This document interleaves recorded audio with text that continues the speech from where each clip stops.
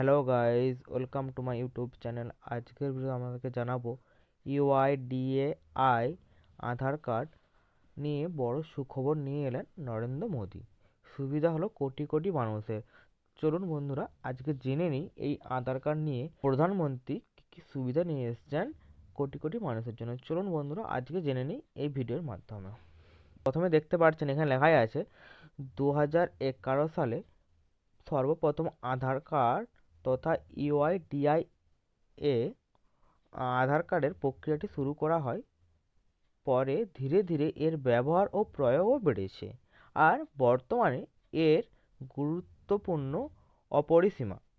এখন আধার কার্ডের সাথে যাবতীয় সমস্ত ডকুমেন্ট থেকে শুরু করে ব্যাংক অ্যাকাউন্ট, মোবাইল নাম্বার, সরকারি সাহায্য ও একাধিক গুরুত্বপূর্ণ বিষয় লিঙ্ক করা হয়েছে, যার জেরে আধার নাম্বার দিলেই এক নজর নাগরিকদের কী কী রয়েছে এক ক্লিকেই জেনে নিতে পারবেন। সম্পাদিক কেন্দ্র সরকার নির্দেশ দিয়েছে যে 10 বছরের পুরনো আধার কার্ড ও 14 বছর হয়ে যাওয়া সমস্ত বাচ্চাদের আধার কার্ড আপডেট করতে হবে।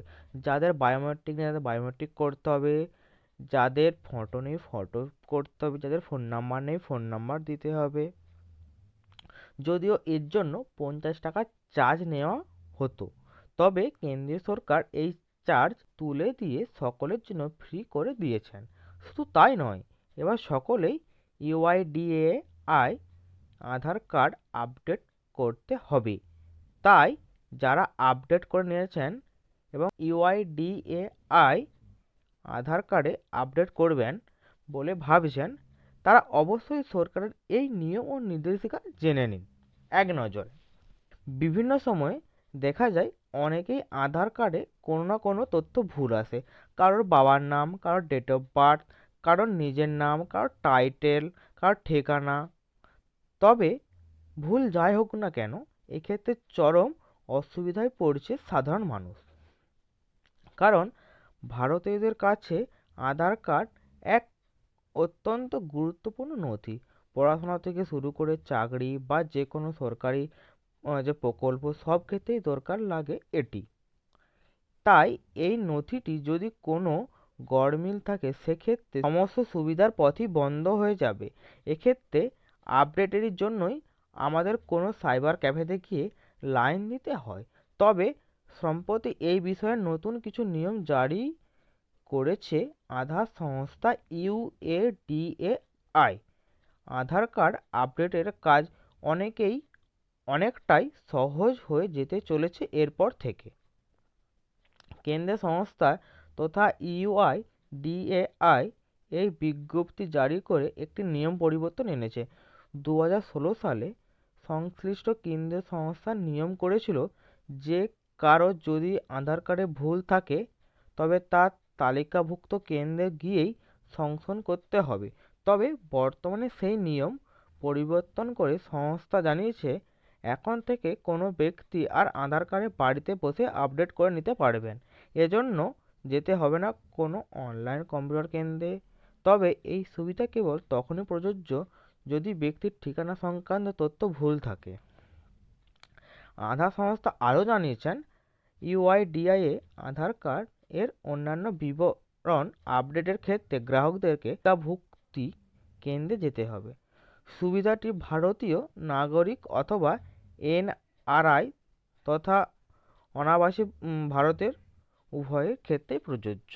অনলাইনে আধার কার্ডের ঠিকানা আপডেট, আধার কার্ড অ্যাড্রেস আপডেট, সঙ্গে সঙ্গে নতুন আধার নথিভুক্তকরণের জন্য কাকে কোন ফর্ম বাছতে হবে সেই বিষয়ে জানিয়ে দিয়েছেন ইউআইডিএআই।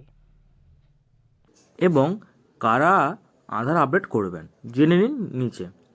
যাদের 10 বছরের পুরনো ইউআইডিআই আধার কার্ড আছে তারা করবেন, এবং যাদের বায়োমেট্রিক আপডেটের প্রয়োজন তারা করবেন, এবং যাদের জন্ম তারিখ লেখা নেই তারা করবেন, এবং যাদের পিতা মাতার নাম লেখা নেই তারা করবেন, এবং যাদের ঠিকানা অসম্পূর্ণ মানে ঠিকানা ভুল আছে তারা করবেন, এবং যারা বাল্য আধার করেছিলেন এবং যাদের 14 বছর বয়স হয়ে গেছে তারা করবেন আপডেট।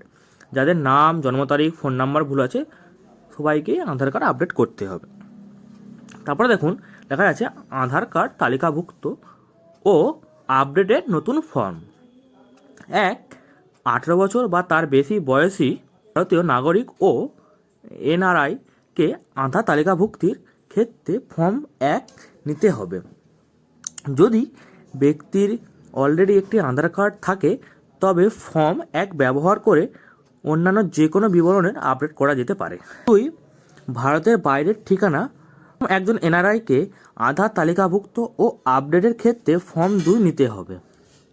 এবং 3, 5 বছরের বেশি কিন্তু 18 বছরের কম বয়সী নাবালকদের জন্য আধার কার্ড তালিকাভুক্তির ক্ষেত্রে ফর্ম 3 নিতে হবে। সুবিধা: ভারতীয় বাসিন্দা তথা এনআরআই উভয়ের ক্ষেত্রে প্রযোজ্য। 4, ভারতের বাইরের ঠিকানা আছে এমন এনআরআই শিশুদের আধার কার্ড তালিকাভুক্তি বা আপডেটের জন্য ফর্ম 4 ব্যবহার করতে হবে। 5 বছরের কম বয়সী এনআরআই শিশু যদি ভারত ব্যতীত অন্য কোনো দেশের ঠিকানা রয়েছে তাদের 5 বছরের কম বয়সী এনআরআই শিশু যাদের ভারতীয় ব্যতীত অন্য কোনো দেশের ঠিকানা রয়েছে তাদের আধার নথিভুক্তকরণ বা আপডেটের জন্য ফর্ম 6 নির্বাচন করতে হবে। এবং 6, 18 বছর বয়সী অনাবাসী ভারতীয়দের জন্য ইউআইডিআই আধার কার্ড আপডেট বা নথিভুক্তকরণের ক্ষেত্রে ফর্ম 7 ব্যবহার করতে হবে। এজন্য ওসিআই কার্ড বৈধ দীর্ঘমেয়াদী ভিসা, ভারতীয় ভিসার বিবরণ, ইমেল আইডি বাধ্যতামূলক হবে।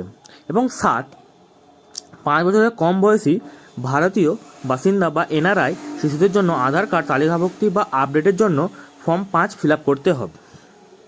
ফর্ম 8, 18 বছর কম বয়সী এনআরআই নাবালকদের জন্য প্রযোজ্য যাদের ভারতের বাইরের ঠিকানা প্রমাণ আছে।